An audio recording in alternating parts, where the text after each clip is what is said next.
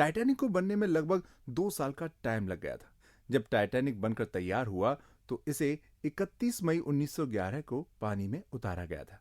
इसी के बाद इस शिप की पहली जर्नी की तैयारी होने लगी थी। 10 अप्रैल 1912 में टाइटैनिक अपनी पहली और आखिरी जर्नी के लिए रवाना हुआ था। 18 अप्रैल 1912 का दिन था। अमेरिका के न्यूयॉर्क में रात के 9:30 बज रहे थे। बहुत तेज बारिश हो रही थी और इस तेज बारिश में लगभग 40,000 लोग किसी का इंतजार कर रहे थे। ये सीन पियर 54 का था जब कार्पेथिया नामक जहाज यहां आकर रुकी। आखिर इस शिप में ऐसा कौन था जिसके लिए इतने सारे लोग इंतजार कर रहे थे। इतनी तेज बारिश में भी लोगों की आंखों से बहते हुए आंसू साफ साफ दिख रहे थे। बारिश के साथ साथ ये आंसू भी रुकने का नाम नहीं ले रहे थे। कार्पेथिया अपने साथ एक ऐसी दर्दनाक कहानी लेकर लौटी थी जिसको आज भी सुनकर लोग कांप जाते हैं। ये कहानी थी RMS टाइटैनिक की, जो अपने पहले सफर पर समंदर के गोद में समा गई। यही नहीं, इसने अपने साथ 1500 से ज्यादा जानों को समंदर के हवाले कर दिया और पीछे छोड़ गई उन तमाम लोगों को जिनके पास इंतजार के अलावा और कुछ नहीं बचा था। मौत कब आकर चली जाए ये किसी को पता नहीं होता, पर अपने पीछे हर बार ये कुछ कहानियां छोड़ जाती है। और अगर ये कहानियां पेनफुल हो तो इन्हें सुनाने वालों की कमी नहीं होती। ऐसा ही कुछ हुआ था उन 710 सर्वाइवर्स के साथ जो कार्पेथिया से न्यूयॉर्क लौटे थे। ये वो लोग थे जो अपनी जिंदगी की सबसे भयानक रात बिताकर 3 दिन बाद न्यूयॉर्क पहुंचे थे। तो आखिर क्या हुआ था उस रात जिसने दुनिया की सबसे बड़ी सी एक्सीडेंट को अंजाम दिया था? हाँ, आइसबर्ग से टकराने की कहानी तो शायद हम सभी जानते हैं, पर क्या ये एकमात्र रीजन था जिस वजह से टाइटैनिक डूब गई? अगर नहीं तो फिर क्या रीजन था जिसने इतने बड़े हादसे को अंजाम दिया? कहा जाता है कि टाइटैनिक के हादसे के कुछ घंटे पहले उसे एक सिग्नल आया था। ये सिग्नल उसी रास्ते पर चल रहे एक दूसरे जहाज SS कैलिफोर्नियन से बार बार भेजा जा रहा था। माना जाता है कि SS कैलिफोर्नियन ने कई बार टाइटैनिक को आइसबर्ग की वार्निंग देने की कोशिश की, पर senior wireless operator Jack Phillips ने इन सारी वार्निंग्स को इग्नोर कर दिया। अगर टाइटैनिक ने SS कैलिफोर्नियन की वार्निंग सुनी होती तो क्या ये हादसा होने से बचाया जा सकता था? इस बात का जवाब तो शायद अब कोई नहीं दे सकता, पर ऐसे कई और बातें हैं जिनका ध्यान रखने पर शायद टाइटैनिक आज भी लहरों पर खेल रही होती। शायद इस अनहोनी को होने से बचाया जा सकता था, शायद नहीं। इस सीरीज में ऐसे कई सवाल उठते हैं जिनका जवाब एक ही है, वो है शायद। दोस्तों, आज हम चलेंगे अतीत के उस सफर पर जिसमें टाइटैनिक नाम की शिप पर हजारों पैसेंजर्स अपनी जिंदगी के सबसे मेमोरेबल जर्नी पर निकले थे। ये बात और है कि ये जर्नी उनके लाइफ की सबसे भयानक जर्नी बन गई। आइए सुनते हैं कहानी दुनिया के सबसे शानदार शिप की, उस हादसे से परे जिसके लिए वो आज भी बदनाम है। कई शिप्स की तरह टाइटैनिक भी अपनी कहानियों के साथ पानी के अंदर डूब चुका था। फिर साल 1985 में कुछ ऐसा हुआ जिसने इस भूली हुई इस कहानी को सबके सामने फिर से लाकर खड़ा कर दिया। 1912 के बाद कितने ही लोगों ने टाइटैनिक को पानी के अंदर ढूंढने की कोशिश की, पर वो अनसक्सेसफुल रहे। पर जहां हम बात टाइटैनिक की कर रहे हैं, वहां ये भी जानना जरूरी है कि इतनी बेशकीमती शिप हर किसी के हाथ लग जाए, ये सोचना भी बेवकूफी थी। 1 सितंबर 1985 में जीन लुई मिशेल और रॉबर्ट बेलार्ड ने वो कर दिखाया जो अब तक लोग सिर्फ इमेजिन कर रहे थे। उन्होंने टाइटैनिक को ढूंढ निकाला, जो अपने साथ समंदर के नीचे सारे राज छुपाए बैठी थी। टाइटैनिक की खोज ने दुनिया में तहलका मचा दिया और ये भी साबित कर दिया कि उसकी जितनी तारीफ की गई थी वो कम थी। चलिए टाइटैनिक को सबसे पहले उन लोगों की नजर से देखते हैं जिन्होंने पहले सफर के दिन उसे देखा था। 10 अप्रैल 1912 को ब्रिटेन के साउथहैम्पटन से जब टाइटैनिक शिप न्यूयॉर्क के लिए 2224 पैसेंजर्स और क्रू के साथ अपनी जर्नी शुरू करने के लिए तैयार थी, तब वहां एक अलग ही माहौल था। जो लोग इस जर्नी में शामिल हो रहे थे वो इस जर्नी को लेकर बहुत एक्साइटेड थे। लंबी जर्नी से ज्यादा लोग टाइटैनिक शिप को भीतर से देखने के लिए एक्साइटेड थे, क्योंकि टाइटैनिक के बारे में लोग इतना सुन चुके थे कि उसे अपनी आंखों से देखना चाहते थे। उस टाइम इस शिप को देखने के लिए 10,000 से अधिक लोग वहां मौजूद थे। हर कोई टाइटैनिक की खूबसूरती, विशालता, विलासिता, लग्जरी जिसे हम कहते हैं, उसको देखने के लिए आए थे। टाइटैनिक को करीब 5,507 किलोमीटर ट्रेवल करना था। आज से 110 साल पहले की बात करें तो उस टाइम लंबी दूरी का सफर करने के लिए या एक देश से दूसरे देश जाने के लिए समुद्री रास्तों का ही इस्तेमाल किया जाता था। हालांकि जो देश समुद्र से नहीं जुड़े होते थे उनके लिए रोड का ही यूज होता था। एयरप्लेन, जिसे हम हवाई जहाज कहते हैं, इस टाइम अपनी शुरुआती फेज में था और पैसेंजर प्लेन्स का इन्वेंशन नहीं हुआ था। 20th सेंचुरी की शुरुआत में राइट ब्रदर्स हवाई जहाज बनाने की टेक्नोलॉजी पर काम कर रहे थे। जब एरोप्लेन का चलन बढ़ गया तब लोगों ने शिप का इस्तेमाल कम कर दिया, क्योंकि इससे काफी टाइम और पैसे लगते थे। लेकिन एरोप्लेन से पहले लोग लंबी जर्नी के लिए समुद्री जहाज का ही इस्तेमाल करते थे। वहीं आज भी कई कामों के लिए शिप का यूज किया जाता है। ये बात तो सभी जानते हैं कि टाइटैनिक उस समय तक का सबसे बड़ा पानी का जहाज था। लेकिन टाइटैनिक के बारे में सिर्फ इतना जान लेना काफी नहीं है। टाइटैनिक शिप जितना बड़ा और विशाल था उतनी ही ज्यादा इंफॉर्मेशन इसके बारे में जानने के लिए मौजूद है।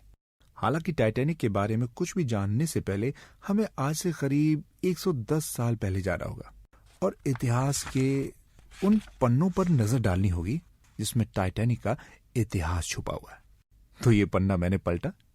यहां इस बात का जिक्र करना भी बहुत जरूरी है कि लेट 18th और अर्ली 19th सेंचुरी के टाइम के दौरान यूरोप के लाखों लोग नॉर्थ अमेरिका में जाकर बस रहे थे। यूरोप को छोड़कर लोग नॉर्थ अमेरिका भाग रहे थे, क्योंकि उस टाइम लोग यूरोप की गरीबी से बचना चाहते थे और एक नई लाइफ शुरू करना चाहते थे। लोगों के लिए अमेरिका की जर्नी वन वे ट्रिप थी, क्योंकि वो कभी वापस नहीं आना चाहते थे। अमेरिका में भी इन यूरोपियन लोगों का वेलकम किया जाता था, क्योंकि अमेरिका के स्टैच्यू ऑफ लिबर्टी को फ्रीडम और होप का सिंबल कहा जाता है। हालांकि इस टाइम यूरोप से नॉर्थ अमेरिका जाने का सिर्फ एक ही रास्ता था, वो था समुद्री रास्ता।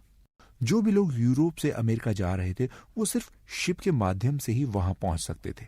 शिप के अलावा किसी और तरीके से नॉर्थ अमेरिका जाना पॉसिबल ही नहीं था, क्योंकि यूरोप और नॉर्थ अमेरिका के बीच अटलांटिक ओशियन है। हालांकि अटलांटिक ओशियन को पार करने के लिए अब दूसरे तरीके भी हैं, लेकिन 19th सेंचुरी में सिर्फ शिप ही एक ऑप्शन हुआ करता था जिससे अटलांटिक ओशियन को पार किया जा सकता था। साल 1900 से 1914 के बीच करीब 12 मिलियन से ज्यादा लोगों ने इस तरीके से अपनी जर्नी को पूरा किया था। अटलांटिक ओशन को पार करके नॉर्थ अमेरिका जाने के लिए उस टाइम सिर्फ 2 शिप कंपनियां ही मौजूद थीं। इतने लंबे रूट पर जाने के लिए ये सबसे बड़ी शिप कंपनियां थीं। एक शिप कंपनी का नाम कनार्ड था, दूसरी कंपनी थी white Star line. Canard company की शिप्स उस टाइम सबसे फास्टेस्ट मानी जाती थी। कनार्ड की शिप सबसे तेज और डेस्टिनेशन पर जल्दी पहुंचा देती थी। स्पीड के मामले में कनार्ड की शिप सबसे आगे थी। इसी वजह से व्हाइट स्टार लाइन कंपनी ने फैसला किया कि वो ऐसी नई शिप्स बनाएंगे जो दुनिया की बिगेस्ट और लग्जूरियस शिप होगी। व्हाइट स्टार लाइन ने इस फैसले के बाद जो पहली शिप बनाई उसका नाम ओलंपिक था। वहीं व्हाइट स्टार की दूसरी शिप को ओलंपिक की सिस्टर शिप कहा गया। इसका नाम था टाइटैनिक। टाइटैनिक शिप में 3,547 पैसेंजर और क्रू मेंबर्स को कैरी करने की कैपेबिलिटी थी। सबसे बड़ा शिप होने के साथ साथ टाइटैनिक दुनिया का सबसे हैवीएस्ट शिप भी था। शिप की सब चीजों को मिला जुलाकर टाइटैनिक का वेट लगभग 73,923 टन था। इसीलिए टाइटैनिक को सबसे भारी तैरता हुआ शिप भी कहा जाता था। अगर टाइटैनिक की आगे से लेकर पीछे तक की लंबाई की बात करें तो टाइटैनिक 883 फीट यानी 269 मीटर लंबा था। हालांकि इसकी हाइट लगभग 175 फीट थी। टाइटैनिक के बारे में एक खास बात यह थी कि टाइटैनिक के first class passenger on board उस टाइम के ट्रांसअटलांटिक एरिया के सबसे बढ़िया और लग्जूरियस होटल्स को टक्कर देती थी। टाइटैनिक में किसी भी चीज को छोड़ा नहीं गया था और हर एक चीज को बारीकी से ध्यान रखा गया था। टाइटैनिक को बनाने में लगने वाले किसी भी एक्सपेंसेस को अवॉइड नहीं किया गया था। हर एक जरूरी चीज के लिए खर्चे किए गए थे। टाइटैनिक में लार्ज पब्लिक रूम्स के डिजाइन को अपनाया गया था और इनमें से कुछ ग्रैंड कंट्री हाउसेस के स्टाइल के भी थे। इस शिप को रेयर वुड्स और मार्बल और गोल्ड लीफ के साथ बनाया गया था। वहीं शिप के बाथरूम के साबुन की बात की जाए तो टाइटैनिक में रेयर और बढ़िया क्वालिटी के साबुन थे। वहीं टाइटैनिक के फर्स्ट क्लास को कंफर्ट और लग्जरी के हिसाब से बनाया गया था। इसमें gymnasium, swimming pool, libraries, high class restaurants और एपिलेंट केबिन्स थे। शिप के ऑपरेशनल यूज और पैसेंजर को माइक्रोनिग्राम्स मैसेज और टेलीग्राम होते हैं जो कि रेडियो टेलीग्राफी से भेजे जाते हैं। इसके साथ ही टाइटैनिक में एडवांस सेफ्टी फीचर्स भी थे। टाइटैनिक के वाटर टाइट कंपार्टमेंट्स और एक्टिवेटेड वाटर लाइट्स डोर्स की वजह से इसे अनसिंकेबल कहा जाता था। वहीं टाइटैनिक को आरएमएस टाइटैनिक भी कहा जाता था क्योंकि आरएमएस का मतलब रॉयल मेल शिप होता है। आरएमएस टाइटैनिक एक ब्रिटिश पैसेंजर लाइनर था। इसे white Star line company operate करती थी। इन्हीं सब कारणों की वजह से टाइटैनिक को शिप ऑफ ड्रीम्स कहा जाता था। टाइटैनिक में हर तरह की फैसिलिटीज अवेलेबल थी। टाइटैनिक में अमीर लोगों के सफर करने के लिए फर्स्ट क्लास थी और इसके साथ ही नॉर्मल लोगों के लिए थर्ड क्लास भी मौजूद थी। टाइटैनिक में खेलने कूदने से लेकर पढ़ने लिखने तक के लिए अलग अलग जगह बनाई गई थी। अपने ढेर सारे फीचर्स की वजह से टाइटैनिक लोगों को काफी पसंद आई थी। लोग काफी एक्साइटेड थे अपनी जर्नी को लेकर। हालांकि अपनी पहली जर्नी में टाइटैनिक और इसके 1500 पैसेंजर्स के साथ कुछ ऐसा हुआ जो किसी ने सपने में भी नहीं सोचा था। टाइटैनिक के डूबने का किस्सा हर किसी को अट्रैक्टिव लगता है, लेकिन टाइटैनिक के डिजाइन के बारे में सुनने के बाद कोई भी इस शिप का दीवाना बन जाता है। तो चलिए अब टाइटैनिक के डिजाइन के बारे में जान लेते हैं और टाइटैनिक के डिजाइन पर बात करने के साथ इसके डिजाइन की कमियों पर भी बात कर लेते हैं। ऐसी शिप जिसके बारे में सभी का यही कहना था कि ये कभी डूबेगा ही नहीं, लेकिन ये शिप अपना पहला सफर भी पूरा न कर पाया। हम बात कर रहे हैं ब्रिटिश पैसेंजर जहाज टाइटैनिक की। टाइटैनिक सच में एक मास्टरपीस था जिसने पूरी दुनिया का ध्यान अपनी तरफ खींचा था। अगर टाइटैनिक को दुनिया का अजूबा भी कहा जाए तो कुछ गलत नहीं होगा। टाइटैनिक दुनिया का वो शिप था जो अपने डिजाइन और फीचर्स साथ ही साथ यूनिकनेस के कारण दुनिया भर में जाना गया। ये दुनिया का सबसे बड़ा शिप होने के साथ साथ दुनिया का सबसे लग्जूरियस शिप भी था। इस शिप को बनाने के पीछे सिर्फ इसी आइडिया ने काम किया था कि दुनिया का एक ऐसा नया शिप बनाना है जो fastest, biggest and most beautiful होगा। जाहिर है इतने बड़े शिप बनाना आसान नहीं था। इस शिप को बनाने में सैकड़ों लोगों ने मेहनत की थी।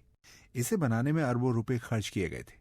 जब ये विशाल जहाज बनकर पूरी तरह से तैयार हुआ तब इसे देखने के लिए भी लगभग 1 लाख लोग आ चुके थे। अब आप सोच रहे होंगे कि टाइटैनिक जैसी ह्यूज शिप को बनाने का आइडिया किसका था? ये कौन थे जिन्होंने टाइटैनिक का डिजाइन तैयार किया? तो चलिए जानते हैं टाइटैनिक के डिजाइन को ग्रैंड डिजाइन क्यों कहा जाता था। पिछले एपिसोड में हमने बताया था कि ओलंपिक और टाइटैनिक व्हाइट स्टार कंपनी के नई तरह की शिप थी जिसे कंपनी ने लंबी दूरी को जल्दी पूरा करने के लिए बनाया था। ओलंपिक और Titanic ship Lord William Pirrie और जोसेफ ब्रूस स्माय का आइडिया था। Lord William Pirrie shipyard Harland and Wolff के चेयरमैन थे, वहीं Joseph Bruce Ismay White Star Line के चेयरमैन थे। Belfast shipyard Harland and Wolff एक ship repair conversion and offshore construction से रिलेटेड कंपनी है जो कि नॉर्दर्न आयरलैंड की कंपनी है। Shipyard Harland and Wolff Ireland के बेलफास्ट सिटी में। व्हाइट स्टार लाइन अपने शिप बनाने के लिए शिपयार्ड हरलैंड एंड वॉल्फ का यूज करती थी। इस कंपनी ने व्हाइट स्टार लाइन कंपनी के लिए कई सारे ओशियन लाइनर्स को बनाया था। इस कंपनी ने ओलंपिक और टाइटैनिक शिप बनाने के लिए अपना वर्क फोर्स डबल कर दिया था। लॉर्ड विलियम पीरी और जोसेफ ब्रूस स्माय का सपना बहुत बड़ा था और लग्जूरियस शिप बनाने का सपना था जिससे वो अपने राइवल्स को ये दिखा सकें कि वो उनसे अच्छे ओशियन लाइनर्स बना सकते हैं। इस तरह इन दोनों के मन में ओलंपिक और टाइटैनिक को बनाने का आइडिया आया था। ये उस टाइम की जरूरत के हिसाब से और अपने कॉम्पिटिटर से आगे निकलने के लिए नई तरह के ओशियन शिप्स को बनाना शुरू किए थे। उन्होंने सबसे पहले इन नए शिप्स में ओलंपिक को बनाया था और उसके कुछ ही महीनों बाद 31 मार्च 1909 को टाइटैनिक का कंस्ट्रक्शन शुरू हुआ। उस टाइम की न्यूज़पेपर्स में ओलंपिक और टाइटैनिक के बारे में बहुत कुछ लिखा जा रहा था। एक न्यूज़पेपर की हेडलाइन थी कि व्हाइट स्टार लाइन की ये दो शिप्स दुनिया की ग्रेटेस्ट बिल्डिंग्स और मेमोरियल्स को भी पार करते हैं। ये ships white Star line company के लेवाइथन हैं। बिब्लिकल यूज में लेवाइथन का मतलब एक सी मॉन्स्टर होता है। इसे एक लार्ज एक्वाटिक क्रीचर भी माना जाता है। हालांकि न्यूज़पेपर में शिप को लेवाइथन कहा गया था, जिसका मतलब ऐसी चीज से है जो बहुत ज्यादा लार्ज और पावरफुल है। स्पेशली ये एक ऑर्गेनाइजेशन या व्हीकल हो सकता है। जब इस तरह की खबरें न्यूज़पेपर्स में आने लगी तो व्हाइट स्टार लाइन कंपनी भी अपने नए और ह्यूज शिप्स का एडवर्टीजमेंट करने के लिए बेसब्री से इंतजार कर रही थी। वहीं उस टाइम के एक ब्रोशर्स में व्हाइट स्टार लाइन के स्टीम शिप्स ओलंपिक और टाइटैनिक को दुनिया की टॉलेस्ट बिल्डिंग्स में से कंपेयर किया जा रहा था। इसी ब्रोशर में ओलंपिक और टाइटैनिक को इजिप्ट के ग्रेट पिरामिड ऑफ गिजा से भी कंपेयर किया गया था। इसी के साथ साथ ओलंपिक और टाइटैनिक को दुनिया का बिगर और बेटर स्टीम शिप भी कहा जा रहा था। जब टाइटैनिक बनाया जा रहा था तब उसकी सेफ्टी पर खास ध्यान दिया जा रहा था। इसलिए टाइटैनिक शिप की सेफ्टी और हल यानी निचले हिस्से को मजबूत बनाने के लिए 15 बल्क हेड बनाए गए थे। इन 15 बल्क हेड से टाइटैनिक 16 कंपार्टमेंट्स में डिवाइड होता था। बल्क हेड बनाने का सबसे बड़ा पर्पज ये होता है कि एक्सीडेंट होने पर एक या दो कंपार्टमेंट्स पानी भर जाने पर भी शिप तैर सकता है। लेकिन टाइटैनिक में बल्क हेड सिर्फ 10 फीट की ऊंचाई तक पहुंच रहे थे। इसी वजह से एक्सीडेंट वाले दिन सबसे पहले 2 कंपार्टमेंट्स में पानी भरा और फिर बाकी कंपार्टमेंट में भी एक के बाद एक पानी भर गया था। टाइटैनिक के इस डिजाइन को कई लोग इसकी कमी भी बताते हैं। जब इतने बड़े शिप्स को बनाया जा रहा था तो उसके लिए स्पेशल स्लीप वे बनाने की भी जरूरत थी। शिप्स को पानी में उतारने के लिए जिन रैम्प्स का इस्तेमाल किया जाता है उन्हें ही स्लीप वे कहा जाता है। शिप को लॉन्च करने के लिए स्लीप वेज को सॉफ्ट सोप, टैलो और ऑयल में मिक्स्ड टैलो की वास्ट क्वांटिटी से कवर किया जाता है। टैलो का मतलब एनिमल का फैट होता है। इस तरह शिप को लॉन्च करने के लिए एक स्पेशल स्लीप वे बनाने होते हैं। टाइटैनिक को लॉन्च करने के लिए भी इसी तरह के ह्यूज स्लीप वेज का कंस्ट्रक्शन किया गया था। इन सब बातों के अलावा टाइटैनिक के बारे में एक बात जो सबसे ज्यादा फेमस हुई वो ये थी कि टाइटैनिक को ऐसे डिजाइन किया गया है ये कभी डूब नहीं सकता, यानी कि टाइटैनिक अनसिंकेबल है। आपने भी इस तरह की बातें जरूर सुनी होंगी, लेकिन ये अनसिंकेबल कहा जाने वाला शिप आखिर डूब कैसे गया? इस बात का जवाब जानने के लिए हमें टाइटैनिक के अनसिंकेबल डिजाइन को समझना होगा। ऐसा कहा जाता था कि टाइटैनिक एक अनसिंकेबल शिप था, लेकिन टाइटैनिक को बनाने वाले डिजाइनर इसके बारे में कोई और ही कहानी बयां करते हैं। टाइटैनिक को बनाने वाले डिजाइनर्स ने यह बताया था कि टाइटैनिक के बारे में ऐसा कहा जाता था ये डूब नहीं सकता, लेकिन ये सच नहीं था। हार्लैंड एंड वॉल्फ ने कहा था कि शिप में बल्कहेड सिस्टम इसलिए होता था ताकि शिप के डूबने के चांस कम रहे। टाइटैनिक एक वर्चुअली अनसिंकेबल शिप था। वर्चुअली का मतलब लगभग या तकरीबन होता है। इसका मतलब यही हुआ कि टाइटैनिक के डूबने के चांस भले ही कम थे, लेकिन ये डूब भी सकता था। लेकिन लोगों ने इस बात को भुला दिया और उन्हें बस ये याद रहा कि टाइटैनिक कभी डूब नहीं सकता।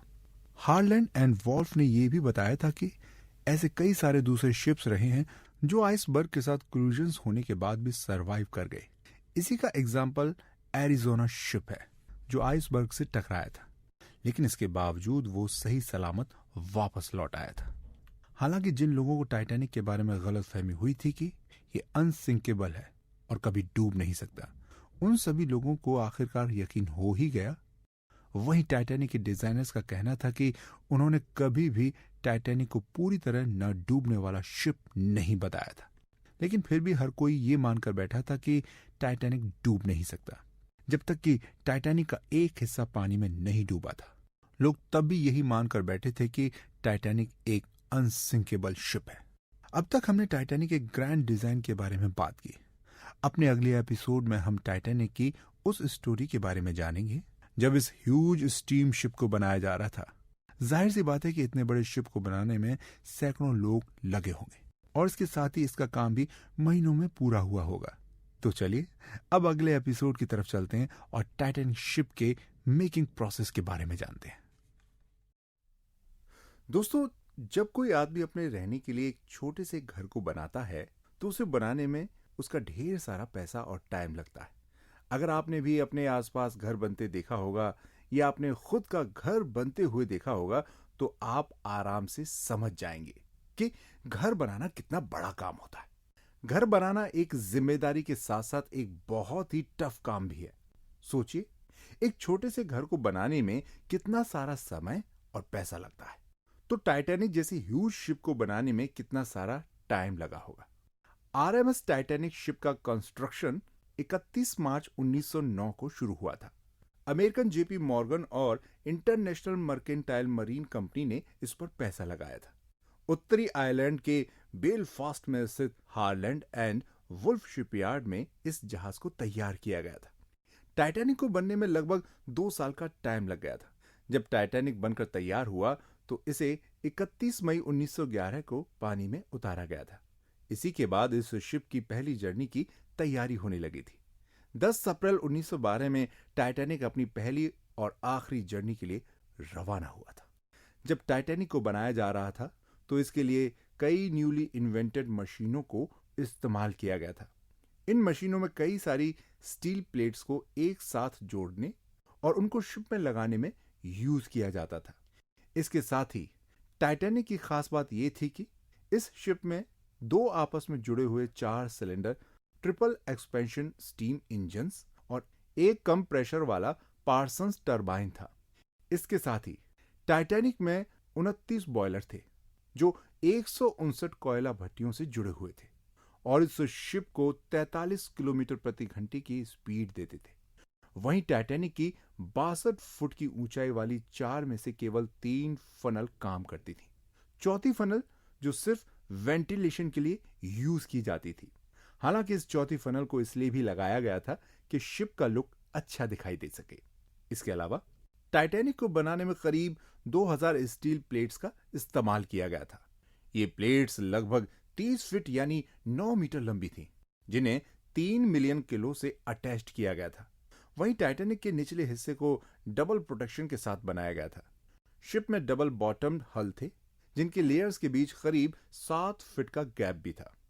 जब टाइटैनिक को बनाया जा रहा था उस टाइम हॉर्स और कार्ट ही ट्रांसपोर्टेशन का मेन तरीका था। जितना भी सामान टाइटैनिक को बनाने के लिए आता था उसको हॉर्स और कार्ट के माध्यम से ही लाया जाता था। टाइटैनिक के मेकिंग प्रोसेस में हॉर्स पावर बहुत ज्यादा यूजफुल थी, क्योंकि हॉर्स पावर से कई कामों को किया जाता था। 20 हॉर्स सिर्फ शिप के ह्यूज एंकर को कैरी करने के लिए लगते थे, लेकिन शिप में एक सबसे ज्यादा जरूरी चीज थी लाइफ बोट्स। टाइटैनिक में लाइफ बोट्स काफी कम रखी गई थी। हालांकि ये एक ऐसी चीज थी जिसकी लास्ट में सबसे ज्यादा जरूरत पड़ी थी। टाइटैनिक में टोटल 14 लाइफ बोट्स थी, जिनमें 2 इमरजेंसी लाइफ बोट्स और 4 कोलैप्सिबल लाइफ बोट्स थी। टाइटैनिक में मौजूद लाइफ बोट्स की कैपेसिटी 1178 लोगों को कैरी करने की थी। इसी वजह से टाइटैनिक के डूबने के टाइम बहुत कम लोग ही लाइफ बोट्स में आ सके। करीब 1500 लोगों को पानी में डूबने से डेथ हो गई थी। वैसे तो टाइटैनिक में हर तरह की फैसिलिटी मौजूद थी। फर्स्ट क्लास के पैसेंजर्स के लिए ऊपर के 4 डेक्स बने हुए थे, जिनमें हर एक फर्स्ट क्लास रूम को डिफरेंट स्टाइल के फर्नीचर से तैयार किया गया था। फर्स्ट क्लास पैसेंजर्स के लिए हर एक बात का ध्यान रखा गया था। फर्स्ट क्लास के लिए हर एक केबिन में वाटर सप्लाई थी और टर्किश बाथ टब्स लगवाए गए थे। लेकिन थर्ड क्लास के करीब 700 पैसेंजर्स के लिए सिर्फ 2 बाथ टब्स ही अवेलेबल थे। अगर आपने 1997 में आई टाइटैनिक मूवी को देखा होगा तो उसमें आपने देखा होगा थर्ड क्लास लोगों के साथ किस तरह बर्ताव किया जा रहा था। वैसे तो ये एक फिल्म थी, लेकिन इसके बावजूद कुछ हद तक इसमें सच की कहानी दिखलाई गई थी। टाइटैनिक मूवी में जहां एक्ट्रेस रोज एक फर्स्ट क्लास पैसेंजर और एक अमीर परिवार की लड़की होती है, वहीं जैक एक थर्ड क्लास पैसेंजर होता है। दोनों को टाइटैनिक जर्नी में प्यार हो जाता है, लेकिन एक लड़की की फैमिली को यह बिल्कुल मंजूर नहीं था वो एक गरीब और थर्ड क्लास पैसेंजर से प्यार करे। इस बात से पता चलता है कि टाइटैनिक शिप पर थर्ड क्लास पैसेंजर के साथ कैसा बर्ताव होता था।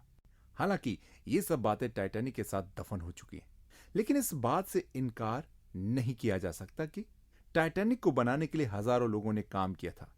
एक बार की बात है जब बेलफास्ट में हार्लैंड और वॉल्फ शिपयार्ड में करीब 11,300 लोग टाइटैनिक पर काम करने में बिजी थे। उसी टाइम हैवी इक्विपमेंट और हार्मर्स की आवाज आ रही थी। इस टाइम टाइटैनिक को बनाते हुए लगभग 2 साल हो चुके थे। हालांकि इसी के बाद वो टाइम आ गया था जब टाइटैनिक को लॉन्च करना था। तो चलिए इस एपिसोड को यहीं समाप्त करते हैं और अपने अगले एपिसोड पर चलते हैं। अगले एपिसोड में उन लोगों के बारे में बात की जाएगी जो टाइटैनिक शिप पर सफर कर रहे थे। इसके साथ ही टाइटैनिक के कैप्टन और क्रू मेंबर्स के बारे में भी बात की जाएगी। दोस्तों, टाइटैनिक में सफर कर रहे पैसेंजर्स के बारे में बात करना भी उतना ही जरूरी है जितना टाइटैनिक से जुड़ी किसी दूसरी चीज के बारे में बात करना। किसी भी पब्लिक ट्रांसपोर्ट में पैसेंजर्स सबसे इंपॉर्टेंट होते हैं। टाइटैनिक भी एक पब्लिक ट्रांसपोर्ट शिप था जो यूरोप से नॉर्थ अमेरिका जा रहा था। जब भी टाइटैनिक शिप की बात की जाएगी उसके साथ इसमें सफर करने वाले लोगों को भी याद किया जाएगा, क्योंकि इसमें सफर करने वाले सैकड़ों लोगों ने अपनी जान गंवाई थी। टाइटैनिक के साथ हुआ हादसा उस टाइम का सबसे बड़ा हादसा था। इसमें मरने वालों की संख्या भी काफी ज्यादा थी। वैसे तो टाइटैनिक में सफर करने वाले लोग 3 क्लासेस में बटे हुए थे, लेकिन जब मौत ने दस्तक दी तो बहुत लोगों की जान चली गई। कुछ लोगों की किस्मत अच्छी थी कि वो इस एक्सीडेंट में बच गए थे। हालांकि बचने के बाद भी काफी टाइम तक वो लोग इस सदमे से बाहर नहीं निकल पाए थे। इन लोगों की आंखों के सामने टाइटैनिक का वही खौफनाक मंजर नजर आ रहा था। जो लोग इस हादसे में बच गए थे उन्होंने बाद में इसके बारे में अपनी आप बीती भी शेयर की थी। उनकी लाइफ के इस एक्सपीरियंस को सुनने भर से किसी भी इंसान का दिल पसीज सकता है।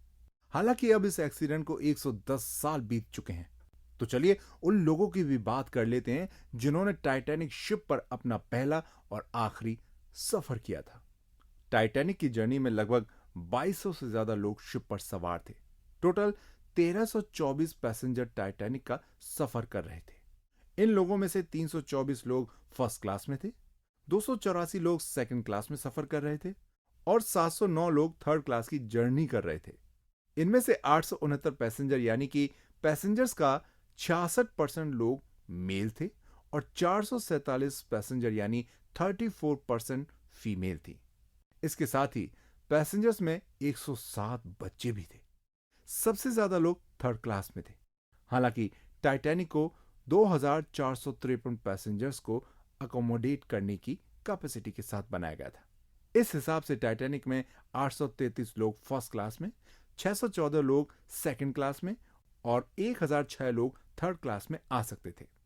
वैसे तो टाइटैनिक जैसा शिप अपनी पहली जर्नी में पूरी तरह से बुक हो सकता था, लेकिन टाइटैनिक की फुल बुकिंग न होने के पीछे कुछ कारण था। उस टाइम यूनाइटेड किंगडम में नेशनल कोल स्ट्राइक होने के कारण शिपिंग शेड्यूल्स में काफी गड़बड़ हो गई थी। 1912 के स्प्रिंग सीजन में यह दिक्कत काफी ज्यादा थी। इसी टाइम कई रूट्स को बंद कर दिया गया था।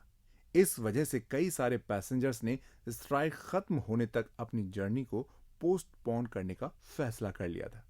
हालांकि टाइटैनिक के सफर के शुरू होने से कुछ दिन पहले ही स्ट्राइक भी खत्म हो गई थी, लेकिन इस स्ट्राइक का असर कई दिनों बाद भी रहा था, जिस कारण से टाइटैनिक की फुल बुकिंग नहीं हो पाई थी। स्ट्राइक का असर होने के बावजूद टाइटैनिक अपने शेड्यूल डेट पर कैसे चला गया था? कुछ लोगों के मन में यह सवाल भी आता है। टाइटैनिक कोल स्ट्राइक होने के बावजूद अपनी शेड्यूल डेट पर इसलिए चल पाया था क्योंकि साउथहैम्पटन जगह पर बंधी हुई दूसरी शिप से कोल को ट्रांसफर कर लिया गया था। इसी वजह से स्ट्राइक के बाद भी टाइटैनिक ने अपने सफर की शुरुआत फिक्स डेट पर कर दी थी। लेकिन ऐसे बहुत से लोग रह गए थे जो टाइटैनिक का सफर तो करना चाहते थे, लेकिन उन्होंने कोल स्ट्राइक के चलते सफर न करने का फैसला किया था। टाइटैनिक जब साउथहैम्पटन से अपनी मंजिल की ओर निकल चुका था और उसमें 1324 पैसेंजर्स के अलावा 898 लोग शिप के क्रू मेंबर्स थे जो पैसेंजर्स और शिप को अपनी सर्विस दे रहे थे। शिप में जो लोग काम करते हैं उन्हें क्रू मेंबर्स कहा जाता है। क्रू मेंबर्स एक साथ एक टीम में काम करते हैं। क्रू मेंबर्स कस्टमर्स को टाइमली मैनर में सर्व करते हैं और उनकी क्वेरीज को रिजॉल्व करते हैं। लेकिन जब टाइटैनिक का एक्सीडेंट हुआ तो पैसेंजर्स के साथ साथ कई सारे क्रू मेंबर्स भी नहीं बच पाए थे। इस दौरान दूसरे शिप्स की तरह टाइटैनिक के पास परमानेंट क्रू मेंबर नहीं थे। हालांकि टाइटैनिक पर मौजूदा ज्यादातर क्रू मेंबर्स कैजुअल वर्कर्स थे जो टाइटैनिक के साउथहैम्पटन से रवाना होने से कुछ घंटे पहले ही टाइटैनिक पर आए थे। इन क्रू मेंबर्स को रिक्रूट करने का प्रोसेस मार्च 1912 में शुरू हुआ था और इनमें से कई लोगों को ट्रेनिंग के लिए बेलफास्ट भी भेजा गया था। बेलफास्ट में इन लोगों ने टाइटैनिक सी ट्रायल्स के दौरान स्केलेटन क्रू की भूमिका निभाई थी। उन्हें बाद में इंग्लैंड भेज दिया गया था। वहीं इसके बाद टाइटैनिक के सबसे इंपॉर्टेंट आदमी के बारे में भी थोड़ा जान लेना चाहिए। हम बात कर रहे हैं कैप्टन एडवर्ड जॉन स्मिथ की। इनकी पर्सनैलिटी को टाइटैनिक मूवी में बखूबी दिखाया गया है। जिन लोगों ने टाइटैनिक मूवी को देखा उन्हें मालूम है कि इन्होंने किस तरह एक्सीडेंट के टाइम अपना रोल निभाया था। टाइटैनिक मूवी में कैप्टन स्मिथ के बारे में जितना दिखाया गया था वो चीजें लोगों को काफी पसंद आई थी। लेकिन यहां कैप्टन स्मिथ के बारे में ऐसी कई चीजें बताई जा रही हैं जो टाइटैनिक मूवी में भी नहीं बताई गई थी।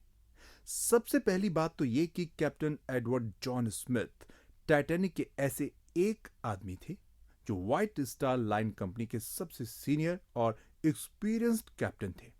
उनकी salary white Star line company के दूसरे कैप्टन से 2 गुना ज्यादा थी।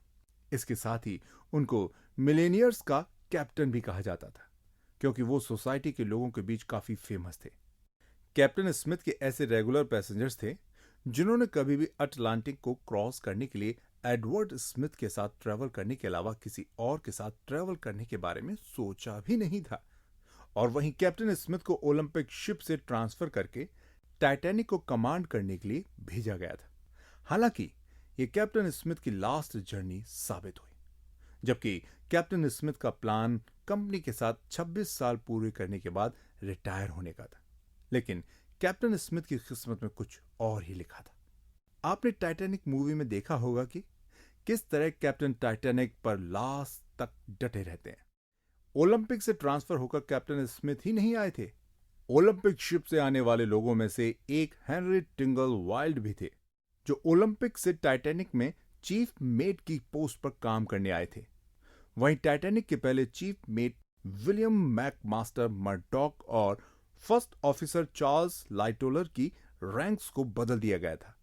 बाद में विलियम मैकमास्टर मर्डॉक और चार्ल्स लाइटोलर टाइटैनिक के फर्स्ट और सेकंड ऑफिसर बने। इस तरह ओलंपिक शिप से ट्रांसफर होने वाले ऑफिसर की वजह से टाइटैनिक शिप के कई ऑफिसर की रैंक बदल दी गई थी। टाइटैनिक के क्रू मेंबर्स को 3 प्रिंसिपल डिपार्टमेंट्स में डिवाइड किया गया था। डेक में 66 क्रू मेंबर्स, इंजन में 325 क्रू मेंबर्स और विक्चुअलिंग में 494 क्रू मेंबर्स थे। विक्चुअलिंग डिपार्टमेंट फूड और दूसरी चीजें प्रोवाइड करता था। इस तरह टाइटैनिक में इंजीनियर्स, फायरमैन और स्टॉकर्स, इन सब का मेन काम इंजन को देखना था। वहीं स्टूअर्ड्स और गैलरी स्टाफ का मेन काम पैसेंजर्स को देखना था।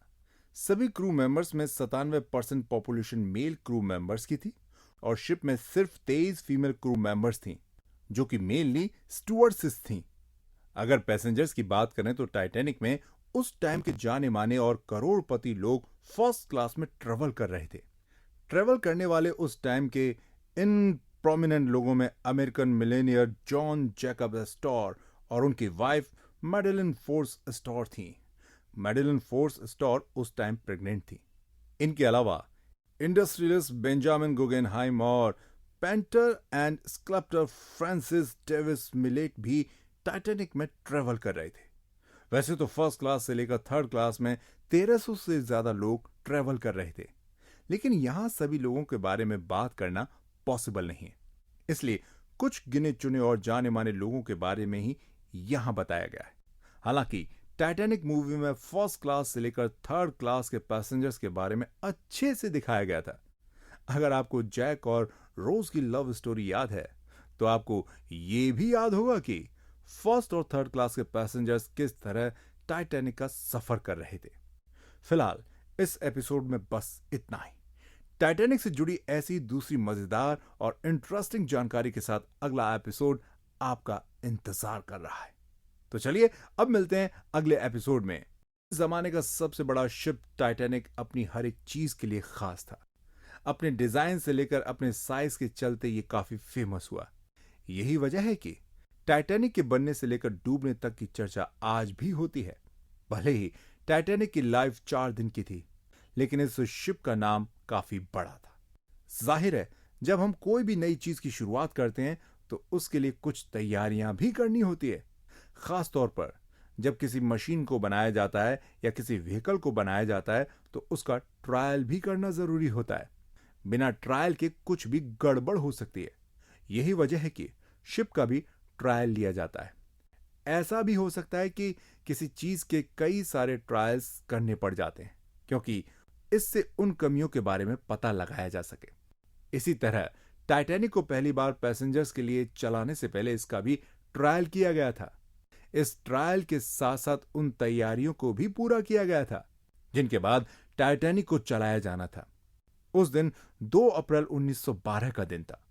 वैसे तो टाइटैनिक का काम 1911 में ही कंप्लीट हुआ था, लेकिन उसके बाद जब टाइटैनिक की फिनिशिंग हुई तो उसके 2 दिन बाद और अपनी पहली जर्नी से 8 दिन पहले टाइटैनिक का ट्रायल शुरू हुआ था।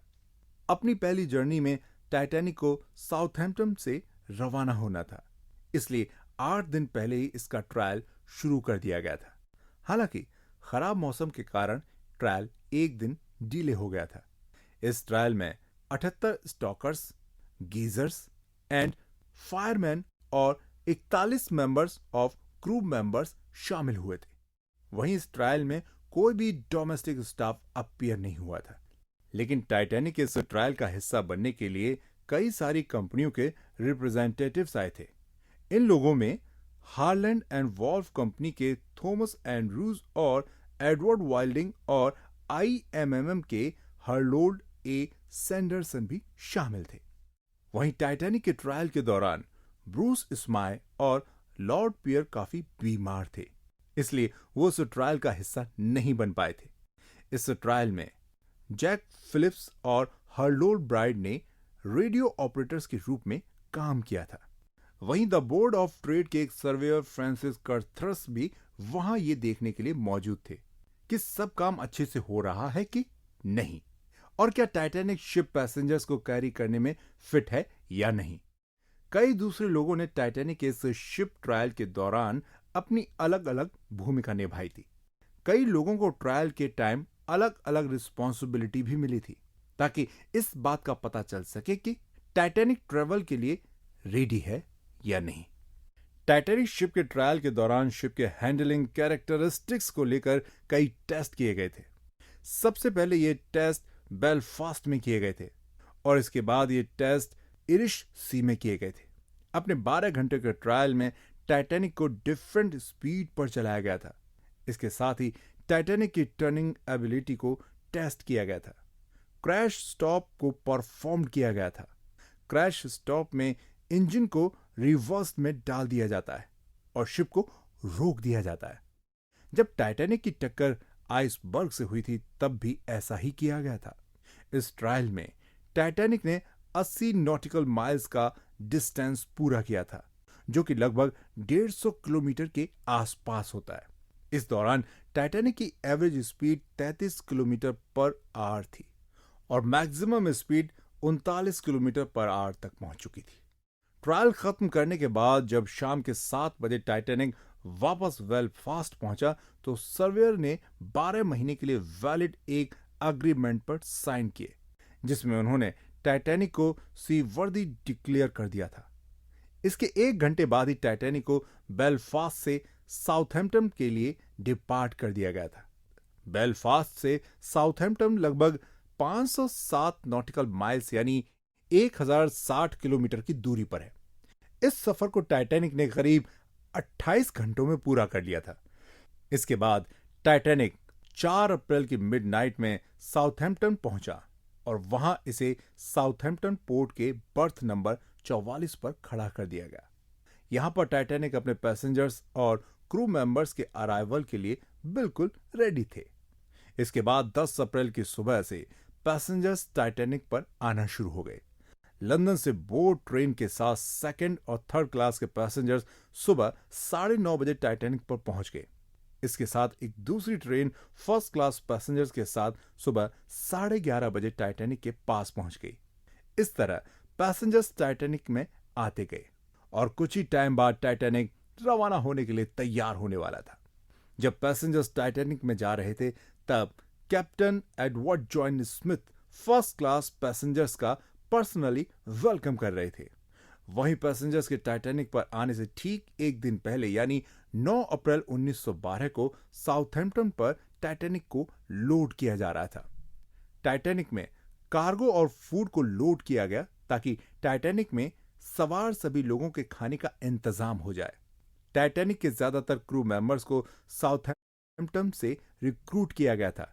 इसी वजह से क्रू मेंबर्स की फैमिली इन्हें गुड बाय बोलने आई थी। टाइटैनिक के अपनी जर्नी पर निकलने तक क्रू मेंबर्स की फैमिली बोर्ड पर मौजूद थी। हालांकि टाइटैनिक के लिए जितने लोगों को रिक्रूट किया गया था उन टोटल क्रू मेंबर्स में से करीब 24 क्रू मेंबर्स टाइटैनिक की जर्नी में शामिल नहीं हुए थे। टाइटैनिक का सफर शुरू होने से पहले उसमें 50 किलोग्राम मीट और फिश को स्टोर करके रखवाया गया था। इसके साथ ही टाइटैनिक में 40,000 एग्स को भी रखवाया गया था और वहीं टाइटैनिक शिप में फ्रेश फूड प्रोडक्ट्स को भी स्टोर किया गया था। इन फूड प्रोडक्ट्स में 7,000 लेक्टस और 2,500 किलोग्राम टोमेटोज भी टाइटैनिक में रखे गए थे। हालांकि टाइटैनिक में जो कार्गो ट्रांसपोर्ट किया जा रहा था उसमें 13 क्रेट्स फेदर्स की थी, 4 क्रेट्स टाइटैनिक में हेयर नेट्स की थी और इसके अलावा टाइटैनिक में एक कार भी ले जाई जा रही थी। वैसे तो टाइटैनिक एक पैसेंजर शिप था, लेकिन इसमें अच्छी खासी मात्रा में कार्गो भी रखा गया था। टाइटैनिक को रॉयल मेल शिप का डेजिग्नेशन भी मिला था, क्योंकि रॉयल मेल के साथ हुए कॉन्ट्रैक्ट की वजह से टाइटैनिक इन मेल यानी डाक को ले जा रही थी। इसके साथ ही Titanic United States Post Office Department के लिए भी इन्हें ले जा रही थी। वहीं पैसेंजर्स भी अपने साथ ढेर सारा बैगेज लेकर जा रहे थे। इस तरह सिर्फ कार्गो और पैसेंजर्स के बैगेज ने काफी स्पेस को कवर कर लिया था। टाइटैनिक में कार्गो और बैगेज को लिफ्ट करने के लिए और इसे शिप से अंदर बाहर रखने के लिए 8 इलेक्ट्रिक क्रेन्स थी, 4 इलेक्ट्रिक विंचेस और 3 स्टीम विंचेस को तैनात किया गया था।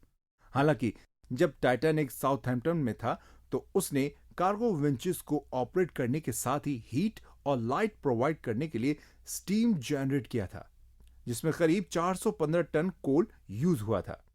इस तरह पूरी प्रिपरेशन कर लेने के बाद टाइटैनिक साउथहैम्पटन से न्यूयॉर्क के लिए अपनी जर्नी को स्टार्ट किया था। टाइटैनिक ने अपने ट्रायल्स को अच्छी तरह कंप्लीट किया और इसके बाद शिप में जरूरी चीजों को रखा गया। पैसेंजर्स, कार्गो और खाने के सामान को रखने के बाद टाइटैनिक न्यूयॉर्क निकलने के लिए तैयार था। लेकिन क्या आपको पता है, टाइटैनिक में कई सारे फर्स्ट क्लास पैसेंजर्स ने अपने सर्वेंट्स, मेड्स और बच्चों की देखभाल के लिए नैनीज को भी रखा हुआ था। वहीं टाइटैनिक के बारे में आपको यह भी पता होना चाहिए कि इंसानों के अलावा टाइटैनिक में डॉग्स भी सफर कर रहे थे। स्टोरी की शुरुआत में ही इस बारे में बात की गई थी कि टाइटैनिक को बनाने के पीछे जो आइडिया काम कर रहा था, उस आइडिया में दुनिया का सबसे बड़ा और आलीशान शिप बनाने के बारे में सोचा गया था। ऐसा करने का सबसे बड़ा मकसद यह था कि उस टाइम की दूसरी शिप कंपनी कनार्ड से व्हाइट स्टार लाइन कंपनी आगे निकलना चाहती थी। वैसे तो कनार्ड और व्हाइट स्टार लाइन दोनों ही उस टाइम शिप बनाने वाली बड़ी कंपनियां थी, लेकिन कनार्ड का उस टाइम मार्केट में दबदबा कायम था। व्हाइट स्टार लाइन कनार्ड को टक्कर देने के लिए मार्केट में कुछ नया लाना चाहती थी। इसी सोच का नतीजा बाद में टाइटैनिक और ओलंपिक शिप के रूप में सामने आया था। व्हाइट स्टार लाइन कंपनी ने जब इस सोच के साथ टाइटैनिक को बनाना शुरू किया था, तो एक ऐसा शिप बनकर तैयार हुआ जो अपने टाइम का बिगर, बेटर और एक लग्जूरियस शिप था। यह एक ऐसा शिप था जिसे महल की तरह बनाया गया था। जब टाइटैनिक बनकर तैयार हुआ तो हर कोई उसे देखने के लिए बेताब था। चलिए यहां टाइटैनिक की कुछ डिटेल्स के बारे में बात कर लेते हैं जो आपके मन में भी भा जाएंगी। टाइटैनिक में एक बढ़िया क्वालिटी ग्लास को विंडोज के लिए इस्तेमाल किया गया था। वहीं टाइटैनिक में पेंटेड ग्लास विंडोज भी थी। लकड़ियों पर नक्काशी की गई थी जो देखने में बेहद सुंदर लगती थी। इनका डिजाइन बनाने के लिए अच्छे कारीगरों को काम पर रखा गया था। इसके अलावा टाइटैनिक में उस टाइम के सबसे बढ़िया झूमर लगाए गए थे। इन झूमरों की लाइट्स भी काफी अट्रैक्टिव और सुंदर थी। वहीं इस फ्लोटिंग पैलेस में सुंदर और महंगे कारपेट्स के साथ साथ बहुत अच्छी किस्म का फर्नीचर भी था। अगर टाइटैनिक की कुछ और चीजों के बारे में बात करें तो उसमें टाइटैनिक की इलेक्ट्रिक लाइट्स और हीट भी थी जिन्हें टाइटैनिक में इंस्टॉल किया गया। इन्हें मॉडर्न इलेक्ट्रिक एलिवेटर्स की हेल्प से इंस्टॉल किया गया था। हालांकि टाइटैनिक के बनने के बाद भी इसके पैलेस को बनाने में लगभग 10 महीने का टाइम लग गया था। इस बारे में पहले बात हो चुकी है कि टाइटैनिक में हर तरह की सुख सुविधाएं मौजूद थीं। टाइटैनिक में जिम से लेकर स्विमिंग पूल तक और स्पोर्ट्स कॉम्प्लेक्स से लेकर लाइब्रेरीज जैसी सारी फैसिलिटीज का ध्यान रखा गया था। वहीं सबसे ज्यादा फैसिलिटी फर्स्ट क्लास पैसेंजर को दी गई थी। फर्स्ट क्लास पैसेंजर्स को पर्सनल सर्वेंट्स रखने के साथ साथ पेट्स रखने की भी आजादी दी गई थी। वहीं सेकंड क्लास वाले पैसेंजर्स के डेक मिडिल में बने हुए थे और सबसे नीचे के डेक्स को थर्ड क्लास पैसेंजर्स के लिए रिजर्व्ड कर रखा गया था। टाइटैनिक के बारे में एक और खास बात यह थी कि इनमें 3 तरह के फ्लैग लगे हुए थे।